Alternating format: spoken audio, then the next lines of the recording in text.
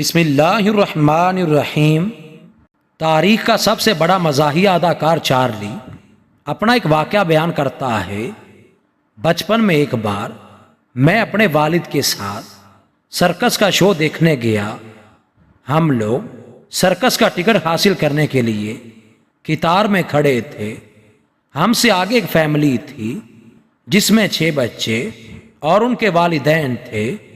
یہ لوگ دیکھنے میں بہت خستہ حال تھے۔ ان کے بدن پر پرانے مگر صاف ستھرے کپڑے تھے۔ بچے بہت خوش تھے اور سرکس کے بارے میں باتیں کر رہے تھے۔ جب ان کا نمبر آیا تو ان کا باپ ٹکٹ کاؤنٹر کی طرف بڑھا اور ٹکٹ کے دام پوچھے۔ جب ٹکٹ بیچنے والے نے اسے ٹکٹ کے دام بتائے تو وہ ہکلاتے ہوئے پیچھے کو مڑا اور اپنی بیوی کے کان میں کچھ کہا۔ اس کے چہرے سے اضطراب عیاں تھا۔ تبھی میں نے اپنے والد کو دیکھا کہ انہوں نے اپنی جیب سے $20 کا نوٹ نکالا، اسے زمین پر پھینکا، پھر جھک کر اسے اٹھایا اور اس شخص کے کندھے پر ہاتھ رکھتے ہوئے کہا، جناب آپ کے پیسے گر گئے ہیں، انہیں لے لیں۔ اشک آلود آنکھوں سے اس شخص نے میرے والد کو دیکھا اور کہا، شکریہ محترم۔